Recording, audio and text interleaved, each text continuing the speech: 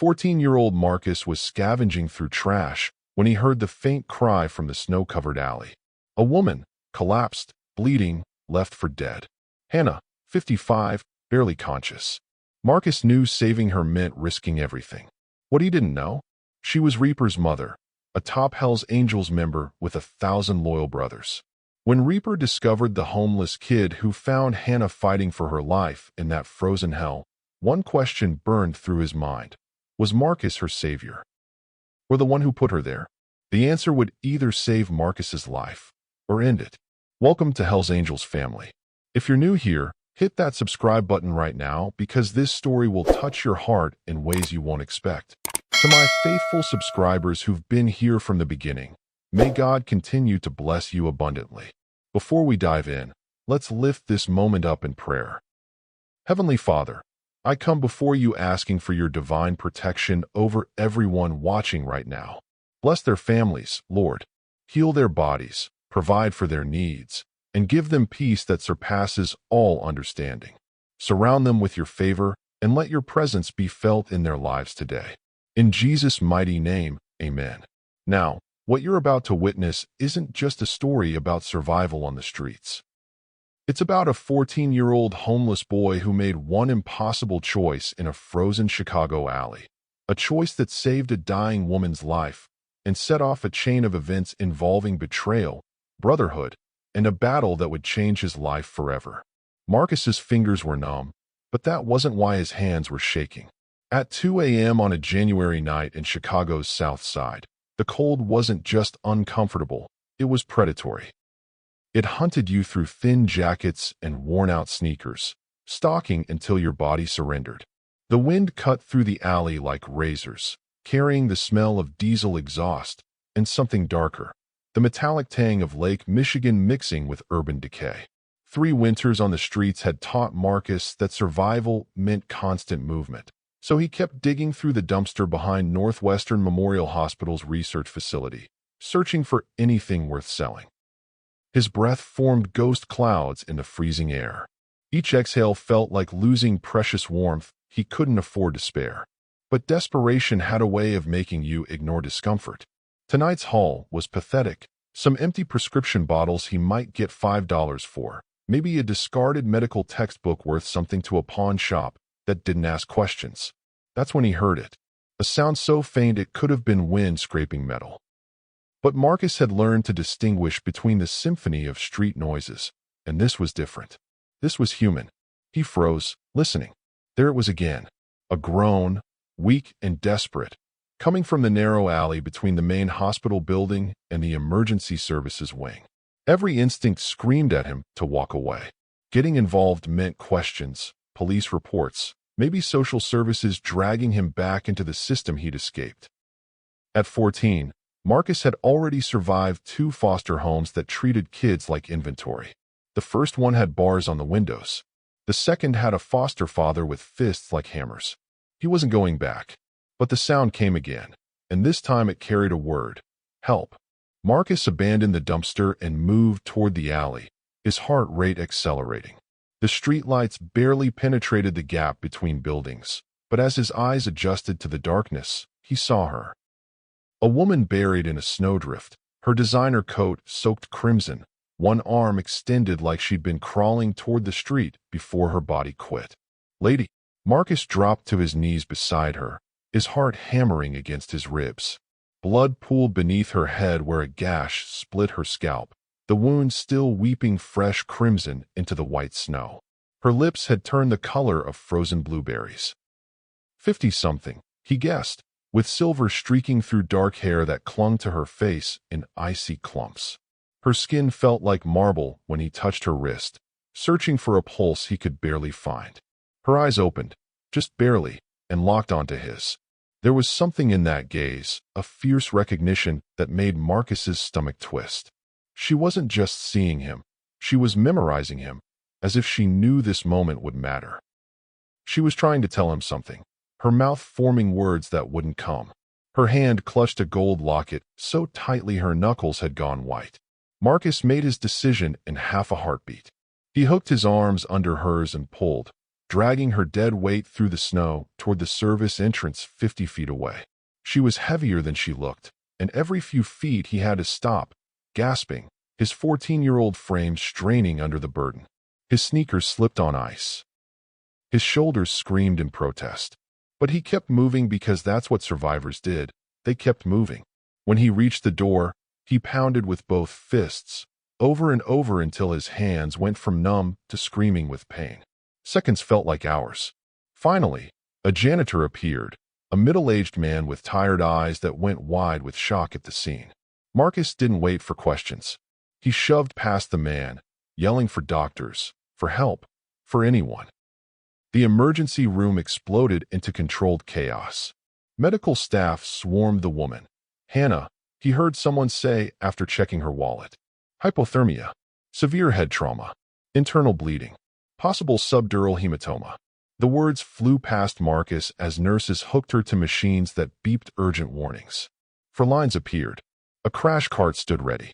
One doctor said something about another 10 minutes, and she'd have been gone. Another mentioned calling the police, filing a report. That's when reality crashed back in. A security guard approached Marcus, clipboard in hand, professional smile that didn't reach his eyes. Son, I need your name. Where are your parents? We need to contact them. Marcus saw the future in that question. Police, investigations, foster care, locked doors, social workers with fake concern and real power. He backed toward the exit, shaking his head. Wait, we need to. But Marcus was already gone, slipping through the automatic doors and vanishing into the Chicago night like smoke. If this stranger's life mattered enough to risk everything, doesn't your safety? Subscribe before the next twist hits. 3 days passed. 3 days of Marcus returning to his usual spots, under the Lake Street Bridge, behind the closed-down factory on West Harrison, anywhere the wind couldn't find him. 3 days of trying to forget the woman's face, the way her eyes had pleaded with him. 3 days of wondering if she'd survived, and whether saving her had been the biggest mistake of his life. He should have known nothing stays forgotten in Chicago. They came at dusk on the 4th day. Marcus was crouched near a steam vent outside an office building, rationing a half-eaten sandwich he'd fished from a cafe trash bin, when he heard them, the unmistakable thunder of motorcycle engines. Not 1 or 2 bikes. 15. Maybe more. The sound built like an approaching storm. The sound grew closer, echoing off buildings until it felt like the entire city was vibrating. Marcus's survival instincts kicked in. He grabbed his backpack and started moving, but he wasn't fast enough. The bikes rounded the corner and formed a semicircle, blocking every escape route. 15 leather-clad riders sat motionless on gleaming Harleys, engines rumbling like caged beasts. Chrome glinted in the fading light. The smell of gasoline and engine oil filled the air. Then one rider dismounted. 6'3", shoulders broad as a linebacker's, with a gray-streaked beard and eyes that could cut steel. His leather vest bore patches that Marcus recognized even from the streets. Hell's Angels. Top rocker. Bottom rocker. Center patch. And on his chest, a name patch. Reaper. Reaper walked toward Marcus with the confidence of a man who'd never been told no in his life. Each step was measured, deliberate, terrifying in its certainty. The other bikers remained mounted, silent sentinels watching the scene unfold. None of them moved. None of them had to. Marcus right. Reaper's voice was gravel and diesel fuel. Marcus's throat went dry. He didn't answer, calculating distances, angles, any possible way out. There wasn't one. Northwestern Memorial has a brand new security system. Reaper continued, stopping 10 feet away. Palantir AI facial recognition tech scans every face that enters the building, cross-references with databases, tracks movements. Uploaded your face the second you walked through those doors. He pulled out his phone, showed Marcus a crystal-clear screenshot of himself in the ER, face caught mid-yell as he called for help. Cost them $12 million to install. Worth every penny. Marcus's heart was a war drum now. The woman you saved? Reaper's voice dropped lower, more dangerous. That's Hannah, my mother. He stepped closer, and Marcus could smell leather and gasoline, and something sharper, rage, barely contained. Now I need you to tell me exactly what you saw that night. Every single detail. I just found her. In the snow. She was dying. How'd she get there? Reaper cut him off. I don't know, Did you see anyone? Hear anything? Cars. Voices. Each question came faster, harder. Marcus's mind raced. He could lie, say he saw nothing, knew nothing. But something in Reaper's eyes told him lies would be a death sentence. And there was something else, something Marcus had buried for 3 days because acknowledging it meant wading into waters way over his head. Drop a comment. Where are you watching from? You'll want to remember this moment. Marcus swallowed hard. I saw tire tracks, motorcycle tracks in the snow, leading away from where she was lying. Reaper went still. Completely, utterly still. Behind him, the other bikers shifted, engines revving slightly. The temperature seemed to drop another 10 degrees. Keep talking, Reaper said, his voice deadly quiet. And there was something else. When I first found her, before I pulled her out, I saw footprints. Boot prints. Heavy ones, like motorcycle boots. They led from where she was lying back toward the street, then disappeared. That's not enough to. Your mother wasn't alone in that alley, Marcus interrupted, the words tumbling out before he could stop them. His voice shook, but he forced himself to continue, forced himself to meet Reaper's burning gaze. Someone was standing over her. I saw him for maybe 2 seconds before he took off on his bike. Tall, dark jacket. I couldn't see his face. Reaper took another step closer. The space between them vanished. What kind of jacket? Marcus's next words would either save his life or end it. Someone wearing your club's patch. The silence that followed was absolute. Even the motorcycle engines seemed to quiet. Reaper's expression didn't change, but something shifted in his eyes, something terrifying and ancient that promised violence. Behind him, the other bikers went rigid.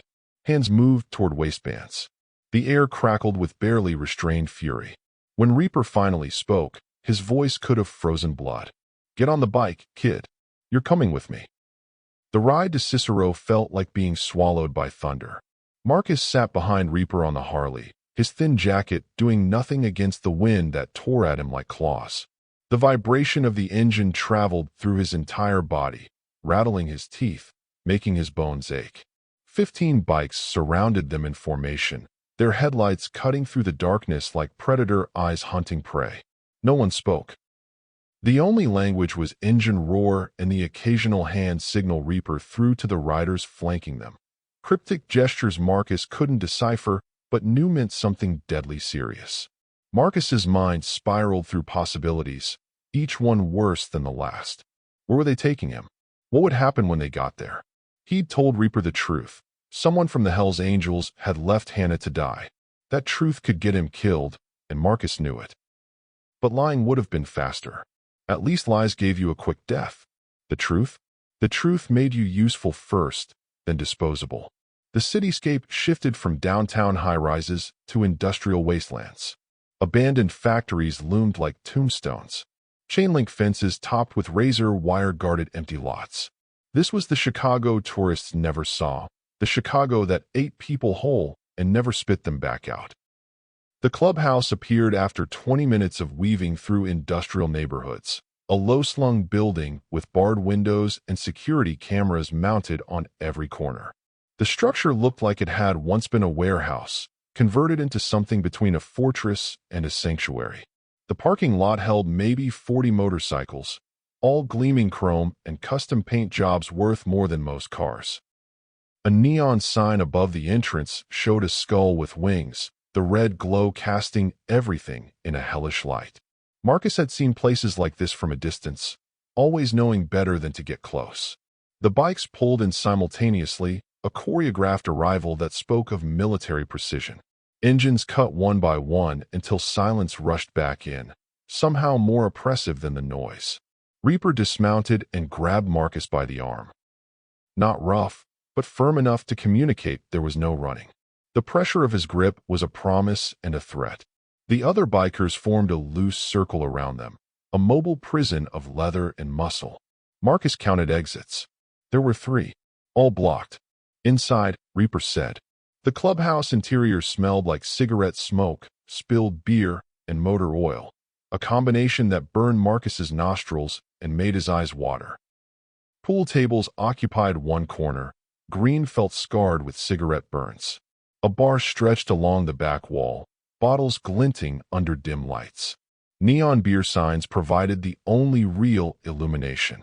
But what caught Marcus's attention were the men, at least 30 of them, all wearing the Hells Angels patches, all turning to stare as Reaper walked in with a skinny homeless kid who looked like he weighed 90 pounds soaking wet. The conversations died. Pool cues froze mid-strike. Someone killed the jukebox, cutting off a Lynyrd Skynyrd song mid-chorus. The silence was suffocating. "That's the kid," someone muttered. "Reaper's lost his damn mind," another voice whispered. Reaper led Marcus through the main room toward a hallway at the back. Every step felt like walking a gauntlet. Marcus could feel the hostility radiating off these men like heat from a furnace. They weren't just suspicious.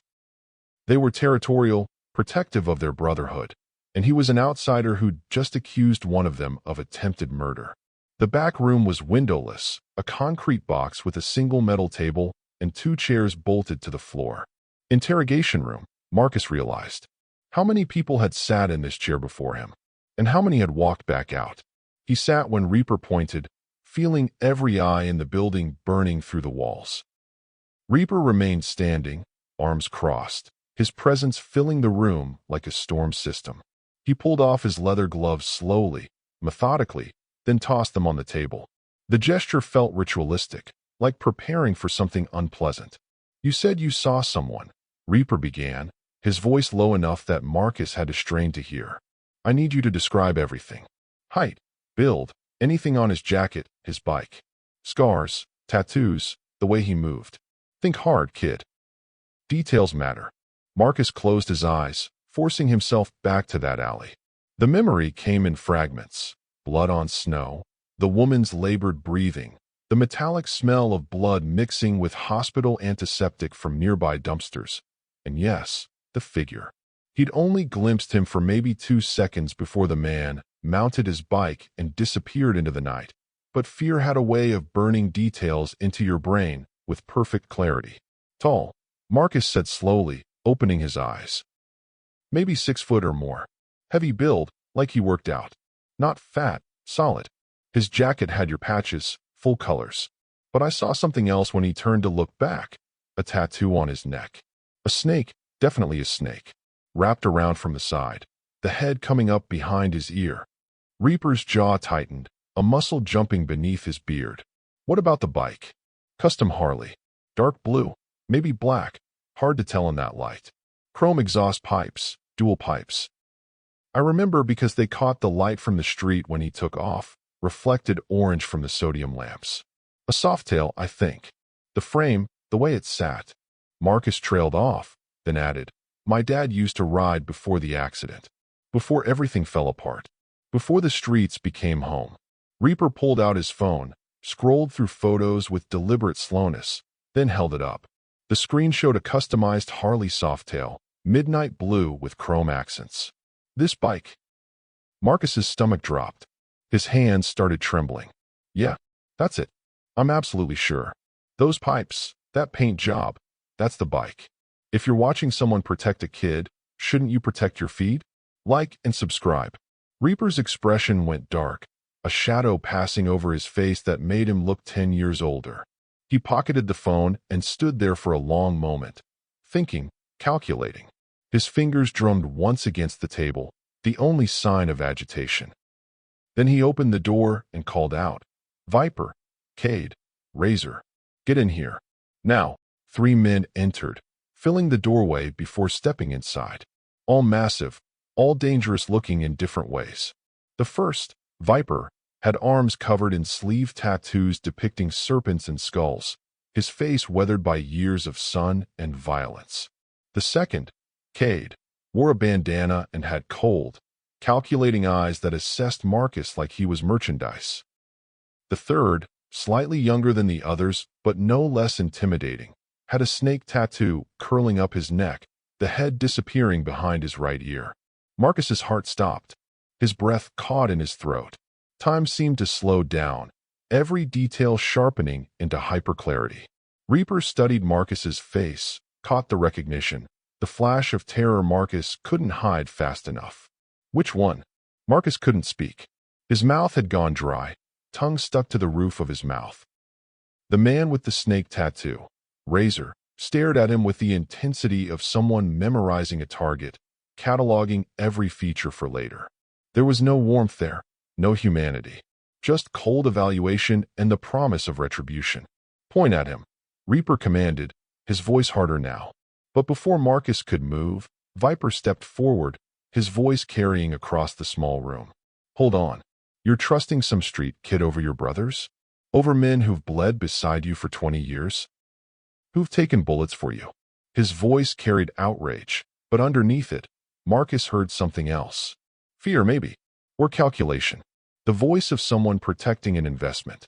My mother was left to die in the snow, Reaper shot back, his voice steel wrapped in barely controlled fury. Someone here knows something. Someone here is lying. We all know Hannah was running her mouth, Cade said quietly, dangerously, taking a step closer to Reaper. Asking questions about club business she had no right asking. Poking around in financial records, asking about shipments. Maybe she finally asked the wrong person the wrong question. The temperature in the room plummeted. Reaper moved fast, faster than Marcus thought possible for a man his size. His hand was around Cade's throat, slamming him against the concrete wall with enough force to crack the paint. Say that again. I dare you. Tell me my mother deserved what happened to her. The other bikers erupted.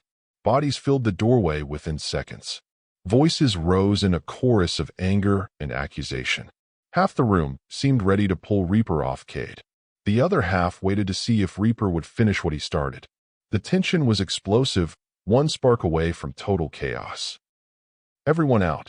Reaper roared, releasing Cade, who gasped and clutched his throat. Now, all of you. They left slowly, reluctantly, muttering curses and threats under their breath. Even Viper, Cade, and Razor filed out, though Razor's eyes never left Marcus. It was a look that promised things worse than death, a look that said this wasn't over, not by a long shot. Betrayal hits when you least expect it. Don't miss what happens next. Like and subscribe now. When they were alone again, Reaper grabbed a burner phone from a drawer and tossed it to Marcus, who caught it clumsily. You don't go anywhere without this. You stay in the room I'm about to show you. You don't talk to anyone. You don't trust anyone. Not Viper, not Cade, not anyone who offers you food or friendship or a way out. Understand? Why are you protecting me? Marcus asked, his voice smaller than he wanted, betraying the 14-year-old kid beneath the street-hardened survivor. Because you saved my mother's life when you could have walked away, Reaper said, and for the first time, his voice softened slightly. That means something in my world. Honor still matters to some of us. And because whoever tried to kill her is still out there, and you're the only witness. That makes you valuable and extremely vulnerable. He led Marcus to a small room at the back of the clubhouse, barely bigger than a closet. A cot with a thin mattress, a wool blanket, and a lock on the inside of the door. One small window barred. Sleep if you can. Lock this door. Don't open it for anyone but me. We'll figure this out in the morning. Reaper left, and Marcus heard the main door of the clubhouse lock with a heavy metallic click that echoed through the building. He was trapped, but at least he was alive. For now, he lay on the cot, still wearing his jacket, clutching the burner phone like a lifeline. The building had gone quiet except for occasional footsteps in the hallway and muffled conversations he couldn't decipher. Once, he heard raised voices, an argument that ended with something crashing. Sleep came in fragments, shallow and restless. Dreams mixed with reality. Hannah's face, blood on snow, motorcycle engines that sounded like growling animals stalking him through dark alleys. Somewhere around 3 a.m., exhaustion finally dragged him under into something resembling real sleep. He woke to cold air on his face. His eyes snapped open, adrenaline flooding his system instantly. The door to his room stood wide open, moonlight from the hallway spilling across the floor in a pale rectangle. Marcus's breath caught in his throat. He hadn't opened that door. He'd locked it from the inside. He was absolutely certain of it. He remembered checking it twice, testing the handle. Then he saw it. Inches from his head, so close he could have been killed in his sleep. A hunting knife had been driven through his pillow, the blade buried so deep it punctured the thin mattress beneath and scraped concrete. A note was wrapped around the handle, secured with duct tape, the handwriting jagged and furious. Snitches don't survive. Marcus didn't scream when he saw the knife. 3 years on the streets had taught him that screaming only brought more danger. Screaming brought attention, and attention on the streets meant police, predators, or people who saw you as an easy mark. Instead, he rolled off the cot silently, hitting the floor in a crouch, his eyes scanning the dark room for threats. His heart hammered against his ribs, but his breathing stayed controlled, shallow, quiet, calculated. The door stood open like a mouth waiting to swallow him. The hallway beyond was empty, bathed in pale moonlight filtering through a window at the far end. But emptiness didn't mean safety. It meant whoever left the knife had already disappeared, melting back into the darkness like smoke. And that meant they could still be close, watching, waiting to see his reaction. Marcus's eyes fixed on the knife again. The blade was military-grade, serrated along one edge, the kind of weapon designed to cause maximum damage. It had been driven through his pillow with enough force to pierce the mattress and scrape the concrete floor beneath. Another 2 inches to the left, and it would have gone through his skull. The message was clear. This was a warning. Next time, it would be his throat. His hands trembled as he pulled the burner phone from his pocket and dialed the only number programmed into it. 2 rings. 3. Each second stretched into eternity. Then Reaper's voice cut through, rough with sleep, but instantly alert. The voice of someone who'd woken to violence before. What happened? Someone was in my room, Marcus whispered, his voice cracking despite his best efforts to sound controlled. They left a knife. In my pillow. And a note. Silence on the other end. But Marcus could hear movement, footsteps, a door opening, the metallic click of a weapon being checked. Read me the note. Marcus's hand shook as he unwrapped it from the knife handle. Snitches don't survive. More silence. Then, stay there. Don't move. Lock the door if you can. I'm coming. 2 minutes. It felt like 2 hours. Marcus pressed his back against the wall beside the door, clutching the knife he'd pulled from the pillow. If someone came back, he'd fight. He was 14 and weighed 90 pounds, but cornered animals fought hardest. He'd learned that lesson in his second foster home, when he'd put a man twice his size on the ground with a broken lamp and pure desperation. 90 seconds later, Marcus counted every one. Reaper burst through the doorway, fully dressed despite the 3 a.m. hour, a Glock 19 visible in his waistband and a second gun in his hand. He swept the room with professional efficiency, checking corners, the closet, under the bed. Then he took one look at the knife in Marcus's hand and the note on the floor, and his expression went from concerned to murderous. He pulled the note up, read it again carefully, then crumpled it in his fist hard enough that his knuckles turned white. Pack your things. Whatever you've got. We're leaving in 60 seconds. Where are we going? Somewhere they can't get to you, Reaper said, his voice deadly calm in the way that promised extreme violence to whoever had done this. Somewhere I should have taken you first. I underestimated how fast this would move. Marcus didn't have things to pack, just the clothes on his back and a backpack with a spare shirt and some stolen protein bars. But he grabbed them anyway, hands still shaking with adrenaline. 10 minutes later, Marcus was back on a motorcycle, this time with just Reaper. No formation, no backup, no protection detail. They left through a rear exit Marcus hadn't known existed, a narrow alley that led to a side street. They avoided the main clubhouse entirely, and Marcus understood why. Whoever left that knife was inside. Someone Reaper trusted, or used to trust, had just declared war. The streets were deserted at this hour, Chicago sleeping except for the predators who owned the darkness. Homeless veterans in doorways, dealers on corners, police cruisers prowling with dead eyes. They rode west, leaving the city behind, trading concrete canyons for suburban sprawl and then emptiness. Streetlights became sparse. Buildings gave way to fields. The darkness became absolute. The safe house was 40 minutes outside Chicago in Naperville, down a gravel road that Marcus would have missed if he'd been looking for it. The property was surrounded by empty fields and tree lines that stretched into blackness. Acres of isolation that worked both ways.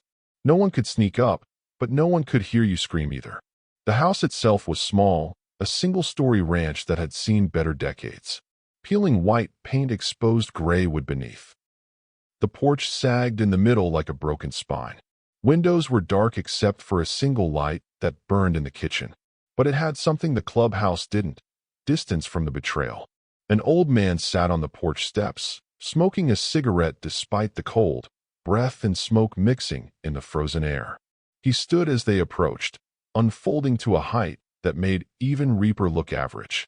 6'5" easy, with shoulders that suggested a lifetime of hard labor or hard fighting. Probably both. His leather vest bore faded Hell's Angels patches, the colors worn soft by time and weather. His arms were covered in tattoos that had blurred with age into abstract art. Chains, Reaper said by way of introduction. Retired from the club 10 years ago. This is his place. You'll be safe here. Chains looked Marcus up and down with eyes that missed nothing. The too-thin frame, the haunted expression, the way Marcus's hand hovered near his pocket where he'd stashed the knife. Kid looks like he needs food more than protection. He needs both, Reaper replied. He turned to Marcus, and for the first time since they'd met, his expression softened slightly. I have to go back. Handle some things. Figure out who's trying to kill you, and my mother. Chains will keep you alive. Do exactly what he says. No arguments, no questions. Understood. Marcus nodded, unable to find words. Then Reaper was gone, his motorcycle engine fading into the distance until silence reclaimed the night, heavy and oppressive. Chains crushed out his cigarette under a boot heel and gestured toward the door. You hungry? Marcus nodded again, suddenly aware that he hadn't eaten in over 12 hours. His stomach felt like a knot pulled too tight. The kitchen was small but clean, surprisingly so for a bachelor's home. Chains moved with surprising grace for a man his size, pulling sandwich ingredients from a refrigerator covered in faded photographs. Younger men on motorcycles, barbecues, a woman with kind eyes who appeared in several photos, but none recent. As he assembled food, he talked, his voice rough, but not unkind. Been in the club 42 years, Chains said, sliding a plate across the table. Thick sandwich, chips, a glass of milk. Seen a lot of men come and go. Some died loyal. Some died traitors. You can usually tell which is which pretty early on, but sometimes the traitors are the ones who fool you longest. They're patient. They wait. They build trust for years before they burn it all down. Why'd you leave? Marcus asked between bites, the food almost painfully good after days of stress and starvation. Didn't leave. Retired. There's a difference. Chains sat down across from Marcus, his chair creaking under his weight. I earned my patch, earned my exit. Most don't get that luxury. Most leave in body bags or federal custody. He paused, studying Marcus with eyes that had seen too much. Reaper's a good man. One of the best I've known. But he's in a bad situation now. His mother crossed the club, you crossed the club. Blood doesn't change that for some people. In fact, it makes it worse. Makes you a traitor instead of just an enemy. What was she looking for? Hannah, I mean. Chains was quiet for a long moment, his jaw working like he was chewing over whether to answer. Finally, he spoke. Truth, probably. Hannah's always been sharp. Too sharp for her own good. She worked as the club's accountant for 15 years, kept the books clean, made sure the IRS didn't come sniffing around our legitimate businesses. Then about 6 months ago, she started asking questions. About shipments that didn't match inventory. Money coming in that didn't match the businesses we run. Cash appearing that couldn't be explained. She thought someone was using the club to move drugs, heroin, probably, coming up from Mexico through Texas. When family turns deadly, who can you trust? Like and subscribe, you'll need answers. Was she right? Marcus asked. Probably, Chains said flatly. And that's what got her killed. Almost killed. Whoever's running that operation has too much to lose. We're talking millions of dollars, federal trafficking charges, RICO statutes that could bring down the entire club. They'd kill 100 Hannahs to protect that. The next 2 days passed in tense quiet that felt like holding your breath underwater. Marcus stayed inside, watching through windows as Chains maintained the property with methodical precision, chopping wood, checking fences, working on motorcycles in the barn. At night, they ate together, and Chains told stories about the club's history, tales of brotherhood and betrayal, loyalty tested by violence and money. Marcus learned that the Hells Angels weren't just a motorcycle club. They were a kingdom with rules older than he was, and breaking those rules meant death. No trial, no appeal, just execution. On the third morning, the burner phone buzzed with a text from Reaper. Narrowed it down. 2 suspects. Viper or Cade. One of them tried to kill my mother. Investigating both. Trust no one. Marcus stared at the message, his stomach churning. Before he could respond, another text arrived, but this one was from an unknown number. No name, no caller ID, just digits. Ask Reaper about the Dearborn Street deal. He's lying to you. Marcus's blood ran cold. Dearborn Street. He didn't know what that meant, but the implication was clear. Reaper was hiding something. Something big enough that whoever sent this text wanted Marcus to know about it. Big enough to kill for. He found Chains in the barn, working on an old Harley engine spread across a workbench. What's the Dearborn Street deal? Chains froze, wrench suspended in midair. His face went pale, color draining like someone had opened a valve. Where did you hear that name? Someone texted me. Unknown number. Said Reaper's lying to me about it. Chains set down the wrench slowly, carefully, like it might explode if handled roughly. Kid, if someone's bringing up Dearborn Street, you're in deeper trouble than I thought. That deal almost destroyed the club 5 years ago. Brought in dirty money, federal heat, ATF investigations, internal warfare. Reaper was at the center of it. He made a deal with some people he shouldn't have trusted, brought money into the club that came from places we don't do business with. Cartels. Real cartels, not just street-level dealers. What does that have to do with Hannah? Everything, Chains said quietly, his voice barely above a whisper. Hannah was the one who discovered it. She's the reason the feds started investigating. And Reaper. The barn door exploded inward with a crash that sounded like thunder. Gunfire erupted, deafening in the enclosed space. Chains tackled Marcus to the ground, covering him with his massive body as bullets shredded the air above them. Wood splintered. Metal sparked. The motorcycle engine Chains had been working on exploded in a shower of oil and flame, heat washing over them in waves.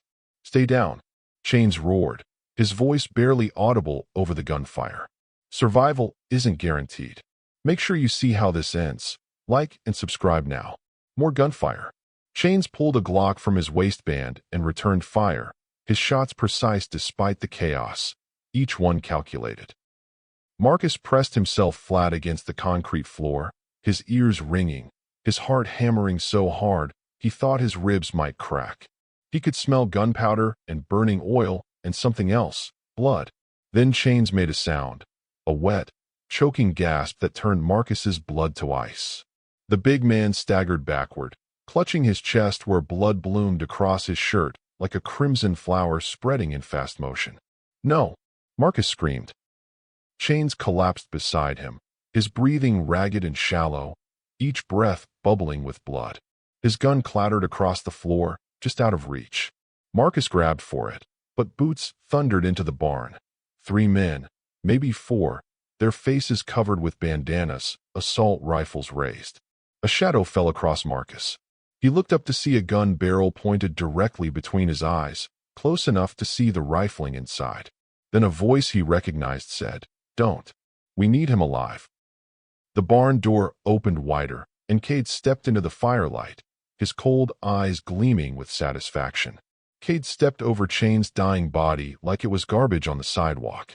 The casual cruelty of it, the complete disregard for a man who'd given 42 years to the club, made something inside Marcus snap. This wasn't just about survival anymore. This was about monsters wearing brotherhood like a mask, using loyalty as a weapon while stabbing everyone in the back. "Take him," Cade ordered, gesturing toward Marcus with his gun. The barrel caught firelight from the burning barn, glinting orange and deadly. Two of his men moved forward, rifles trained on the 14-year-old who was frozen in shock beside Chain's massive, bleeding form. Their boots crunched on broken glass and spent shell casings. Marcus's hand found Chain's gun on the floor, fingers closing around grip still warm from the dead man's hand. He raised it, arms shaking violently, knowing he couldn't hit anything but refusing to die without fighting. But before Cade's men could reach Marcus, the barn's back wall exploded in a hail of gunfire. Wood shredded. Metal screamed. Cade's men scattered like roaches when the lights came on. Motorcycle engines roared to life outside. Not one, not two, but multiple bikes converging on the property with military precision. Reaper burst through the side door on foot, moving like violence incarnate, firing with both hands. One gun for each target. No wasted motion, no hesitation. Two of Cade's men went down immediately, bodies dropping before they could even turn. Blood sprayed across the barn's interior walls, mixing with motor oil and gasoline. "Move!" Reaper shouted at Marcus, his voice cutting through the chaos like a blade. Marcus didn't think. Thinking got you killed. He ran, vaulting over the workbench as bullets chewed through the wood behind him, splinters exploding like shrapnel. His lungs burned. His legs felt like rubber. But he kept moving because Chains had died to give him these seconds, and he wouldn't waste them. Reaper grabbed his arm with bruising force and pulled him through the back exit into the freezing night. The cold hit like a physical blow after the heat of the burning barn. A Harley sat idling 20 feet away, headlight cutting through darkness like a searchlight, exhaust billowing white clouds in the frozen air. Behind them, Cade's voice roared with fury, raw and animalistic. "Find them. I want that kid alive. Anyone who lets him escape dies." Marcus and Reaper hit the motorcycle together. The engine screamed as Reaper opened the throttle, RPMs redlining. Tires spat gravel and mud in a rooster tail. Gunfire erupted again, muzzle flashes lighting up the night like strobe lights. Bullets whined past their heads like angry hornets. One so close Marcus felt the displacement of air against his cheek. The rear tire fishtailed wildly, then caught traction, and they launched forward into the darkness of the rural road. Marcus looked back once. Just once. Chains lay motionless in the burning barn, flames spreading across the oil-soaked floor, consuming everything. The big man who'd fed him, protected him, told him stories about loyalty and brotherhood, dead because Marcus had been there. Another person destroyed by his existence. The guilt felt like broken glass in his chest. They rode hard for 30 minutes, taking back roads and farm paths that probably didn't appear on any GPS. No headlight now, just moonlight and instinct guiding them through a landscape of empty fields and skeletal trees. Reaper drove like he knew every pothole, every turn, every escape route, muscle memory from years of running from trouble. Finally, Reaper pulled into an abandoned grain silo complex, a monument to agricultural decline. Rusted metal towers reached toward the sky like fingers of dead giants. The motorcycle's engine cut, and silence rushed in to fill the void, broken only by their ragged breathing and the ticking of cooling metal. "Chains?" Marcus asked, though he already knew the answer. He needed to hear it anyway. "Gone," Reaper said flatly, the word carrying the weight of another death, another betrayal. He dismounted, paced like a caged animal, his hands shaking with adrenaline or rage or both. "Cade knew exactly where you were. The location was need to know. Someone told him. Someone I trust. Someone close. Or someone you trusted told you to take me there," Marcus said quietly, the words tasting like ash in his mouth. Reaper stopped pacing, turned slowly, mechanically. "What's that supposed to mean?"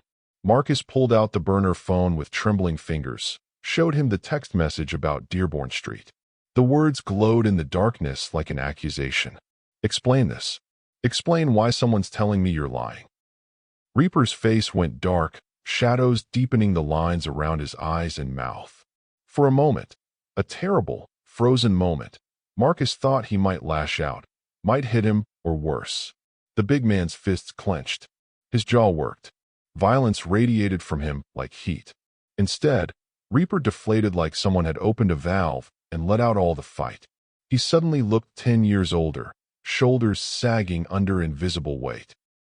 He sat down heavily on a concrete barrier, head in his hands, and the silence stretched until Marcus thought it might snap.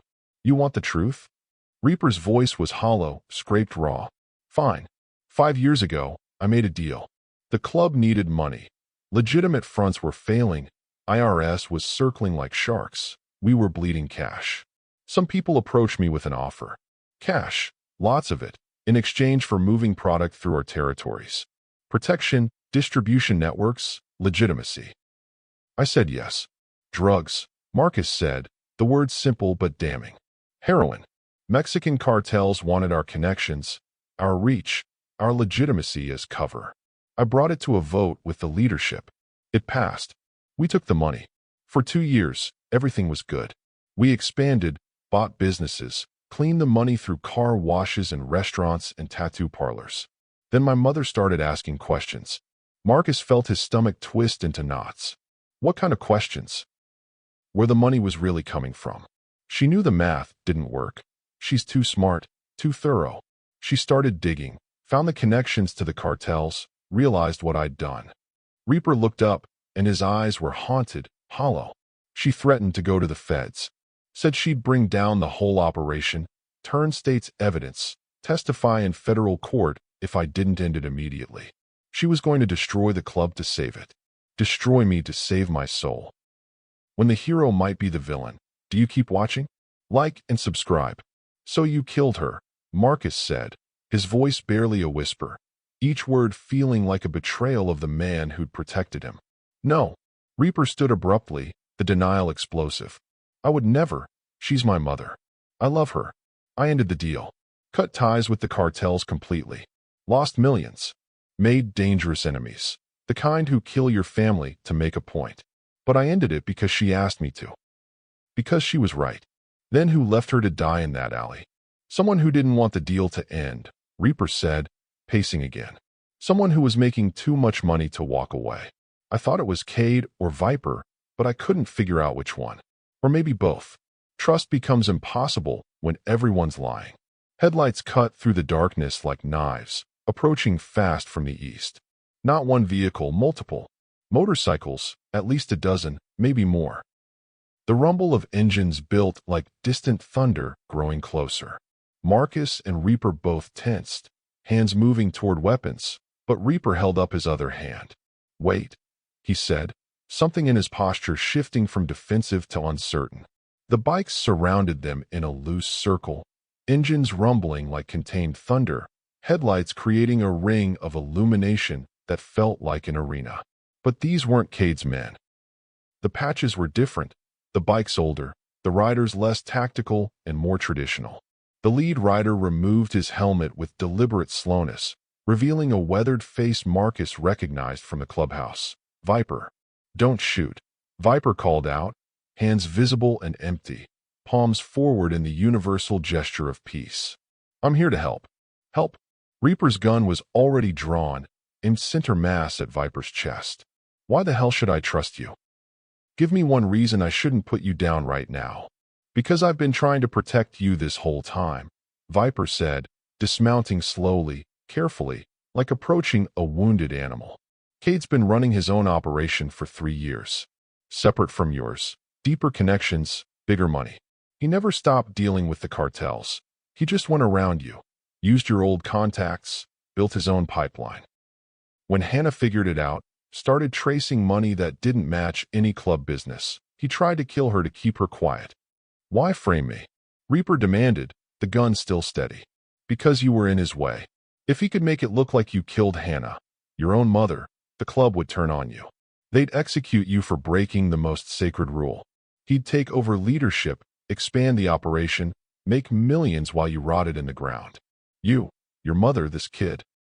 You're all just obstacles to be removed. Marcus felt the pieces clicking together like a puzzle revealing a nightmare. The text message. The one about Dearborn Street. Cade sent that to make me distrust Reaper. To isolate him. Smart kid. Viper said, something like approval in his voice. Cade's been playing both sides, feeding information to everyone, manipulating communications, watching you tear each other apart while he positions himself to take everything. Before anyone could respond, more headlights appeared from the west, vehicles this time, not motorcycles. Black SUVs, at least 4 of them, moving with military precision and tactical spacing. They boxed in the entire group, high beams blinding, creating a wall of light. Doors opened in unison. Armed men emerged like a professional security force, tactical gear, body armor, assault rifles with extended magazines. Not police, not feds. Private contractors, mercenaries, the kind of men who killed for money and slept soundly after. And leading them, walking forward with the confidence of someone who controlled every variable, was Cade. His smile was that of a wolf who'd cornered his prey. Reaper. Cade's voice echoed across the empty grain facility, bouncing off metal silos. Glad you could all make it. Saves me the trouble of hunting you down separately. I appreciate efficiency. 12 armed men fanned out with professional precision, creating a perimeter with overlapping fields of fire. Reaper's group was outnumbered 2-1, outgunned by military-grade weapons, and trapped in an open space with no cover. Cade walked forward casually, confident in his absolute control of the situation. This is where loyalty dies. Don't miss the end. Like and subscribe now. Here's how this works, Cade said, stopping 20 feet away, close enough to be heard clearly, but far enough that Reaper couldn't rush him. The club thinks you killed Hannah. I have witnesses who'll swear they saw you leaving the alley that night. I have evidence, forensics, digital footprints, everything I need. But I'm feeling generous tonight. Hand over the kid, the witness who could complicate my story, and walk away. I'll tell the club it was all a misunderstanding. You retire, disappear to some beach in Mexico, live out your days somewhere quiet and forgotten. And if I refuse? Reaper asked, though they both knew the answer. Then I kill you, kill the kid, kill Viper and everyone loyal to you. And I take over the club anyway. Bodies disappear. Stories change. History gets rewritten. Cade's smile widened, showing teeth. Accept your way. You die knowing you failed your mother, betrayed your brothers, and got a 14-year-old kid executed for trying to do the right thing. Your legacy becomes that of a child killer. He paused, letting that sink in. Your choice, Reaper. The silence was suffocating, pressing down like physical weight. Marcus could hear his own heartbeat hammering in his ears, feel every eye on him. He was the price of Reaper's survival, the bargaining chip that could end this standoff. For a moment, a terrible, tempting moment, he almost told Reaper to take the deal. What was his life worth compared to all these men? He was just a homeless kid. They were warriors, brothers, legends. Cade pulled out his phone with theatrical slowness. Check the time. You've got 10 seconds to decide. 10, 9, 8. Reaper looked at Marcus, something unreadable passing across his face. Calculation, regret, determination. Then he looked at Viper, at the men who'd ridden through the night to stand with him. Then back at Cade, and Marcus saw the decision crystallize. 7, 6, 5. Reaper's hand moved toward his gun, fingers spreading. 4, 3. Marcus closed his eyes, preparing for the end, for bullets and blood and darkness. 2, 1. I've got a better idea. A woman's voice cut through the countdown like a blade, strong and clear and achingly familiar. Everyone turned. From the shadows behind Cade's vehicles, a figure emerged into the light. Silver-streaked dark hair, designer coat, a bandage still visible on her forehead where stitches held flesh together.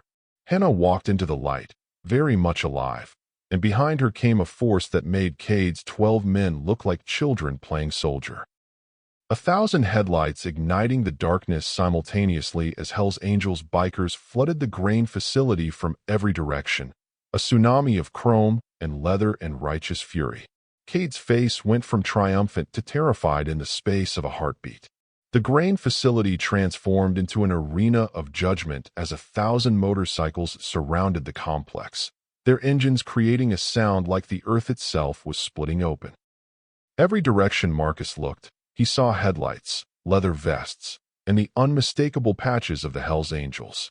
They'd come from Chicago, from surrounding states, from chapters across the entire Midwest. This wasn't just backup. This was the entire Brotherhood answering a call. Hannah walked forward with the confidence of someone who'd orchestrated everything from a hospital bed. The bandage on her head was stark white against her silver-streaked hair, a visible reminder of how close she'd come to death. But her eyes were sharp, focused, alive with righteous fury. "Hello, Cade," she said, her voice carrying across the distance with crystalline clarity. "Surprised to see me breathing?" Cade's mercenaries shifted nervously, their tactical advantage evaporating as they realized they were outnumbered almost 100 to 1. Even professional killers understood basic math. Their rifles lowered slightly, fingers moving away from triggers. Survival instinct overrode whatever Cade was paying them. "Hannah," Cade managed, his voice strangled. "This isn't. I can explain." "Explain?" Hannah laughed, but there was no humor in it. "Explain how you left me to die in that alley? Explain how you've been running heroin through the club for 3 years? Or maybe explain how you were about to execute my son and a 14-year-old boy to cover your crimes." From behind Hannah, more figures emerged. Federal agents, their FBI windbreakers visible even in the darkness. At least 20 of them, surrounding Cade's position with weapons drawn. The lead agent stepped forward, a woman in her 40s with gray hair, pulled back severely. "Cade Morrison," she announced, her voice official and final. "FBI. You're under arrest for drug trafficking, conspiracy to commit murder, racketeering, and about 15 other federal charges we'll discuss downtown." Cade's mercenaries dropped their weapons immediately. No amount of money was worth federal charges. They raised their hands, backing away from their employer like he carried a plague. Cade stood alone, isolated, his empire crumbling in real time. "You wore a wire," Cade said, looking at Hannah with something like respect mixed with hatred. "You've been working with the feds this whole time." "For 6 months, Hannah confirmed. "Ever since I discovered your operation. I gathered evidence, recorded conversations, traced money through offshore accounts in the Cayman Islands." "You got sloppy, Cade. Greedy. You thought the club's loyalty would protect you, but loyalty only extends to people who honor it." 2 federal agents moved in, cuffing Cade roughly. He didn't resist, but his eyes found Marcus across the distance one last time. There was rage there, and hatred, but also something else, defeat. Complete and absolute defeat. "The kid," Cade said as they dragged him toward a waiting vehicle. "All of this because some homeless kid decided to play hero." "No," Marcus said, finding his voice stronger than he expected. "All of this because you betrayed your brothers. I just refused to let you get away with it." Cade was shoved into a vehicle, and the door slammed with finality. The FBI agents followed, along with the mercenaries who'd clearly decided cooperation was their best option. Within minutes, the federal convoy disappeared into the night, taking Cade and his operation with them. Heroes are made in moments like this. Make sure you're here for them. Like and subscribe. The assembled bikers erupted in cheers, engines revving in celebration that shook the ground. The sound was deafening, primal, a release of tension that had been building for days. Hannah walked to Reaper, and for a moment, mother and son just looked at each other. Then she slapped him, hard enough that the sound cut through even the engine noise. Reaper took it without flinching. "That's for making the Dearborn Street deal in the first place," Hannah said, her voice thick with emotion. Then she pulled him into a fierce embrace. "And this is for ending it when I asked. For choosing right over easy. For protecting this boy when it would have been simpler to throw him away." Viper stepped forward, followed by dozens of other club members. They formed a circle around Reaper, Hannah, and Marcus, a gesture Marcus didn't understand until Viper spoke. "The club's voting right here, right now," Viper announced. "New leadership, new direction. Cade's people are out. The drug connections, the cartel money, it ends tonight. All in favor of Reaper remaining as our leader, under the condition that we return to the code we swore to uphold, say aye." The response was thunderous. "Aye." 1,000 voices speaking as one. "And all in favor of this kid, Marcus, being named an honorary brother of the Hells Angels, under our protection for life, say aye." Again, the roar of affirmation shook the night. Marcus felt tears burning his eyes, unable to process what he was hearing. Honorary brother. Protected for life. Words that meant he'd never be alone again, never be hunted, never be abandoned. Hannah turned to Marcus, and her expression transformed into something soft, maternal. You saved my life when you didn't have to. You risked everything for a stranger bleeding in the snow. That's not just courage, Marcus. That's character. That's who you are at your core. I didn't think about it, Marcus said, his voice cracking. You needed help. Exactly, Hannah said, placing her hands on his shoulders. You didn't think. You just acted. Because helping people is instinct for you, even after everything you've survived. Don't ever lose that. Reaper knelt down so he was eye level with Marcus, the gesture deliberate and meaningful. You've got a home now, kid. Real one. With me and Hannah. We'll get you enrolled in school, get you everything you need. You'll have your own room, stability, people who care about you. No more streets. No more cold nights. No more wondering if you'll survive till morning. This is what redemption looks like. Don't let stories like this pass you by. Like and subscribe. Marcus looked at Hannah, then at Reaper, then at the hundreds of bikers surrounding them, men and women who dropped everything to answer a call for justice. He thought about Chains, who died protecting him. He thought about the frozen alley where this had all started, where a split-second decision to help a dying woman had changed everything. Why me? Marcus whispered. You're just a kid who did the right thing when it mattered most, Reaper interrupted. That makes you exactly the kind of person we need in this world. So yes, you're family now, if you'll have us. Marcus nodded, unable to speak through the tears streaming down his face. Hannah pulled him into a hug that felt like every good thing he'd forgotten existed. Warmth, safety, belonging, home. Around them, the bikers started their engines in sequence, a rolling thunder of celebration. They formed a convoy, and Marcus rode with Reaper and Hannah back toward Chicago as dawn began breaking over the horizon. The darkness that had defined his life for 3 years was finally giving way to light. 6 months later, Marcus walked out of Lincoln Park High School carrying a report card with mostly B's and 1A in English. His backpack was heavy with textbooks, and his shoes were new enough that they still squeaked slightly. He looked like any other 15-year-old heading home after school, which was exactly the point. Hannah was waiting in her car, engine running. She smiled when she saw him, the genuine smile of someone who'd found unexpected joy in motherhood the second time around. How'd the math test go? She asked as he climbed in. Passed, Marcus said, allowing himself a small smile. Barely, but I passed. That's my boy, Hannah said, and those words, my boy, still sent warmth through his chest every time. They drove to the house in Oak Park, the 3-bedroom home Hannah had bought specifically so Marcus would have his own space. Reaper's motorcycle was already in the driveway. Inside, the smell of dinner cooking filled the air, something that still amazed Marcus, the simple act of coming home to hot food prepared by people who cared. That evening, after dinner, the 3 of them sat in the living room.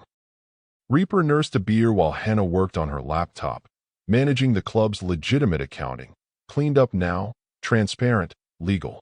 Marcus did homework on the couch, struggling through algebra but refusing to give up.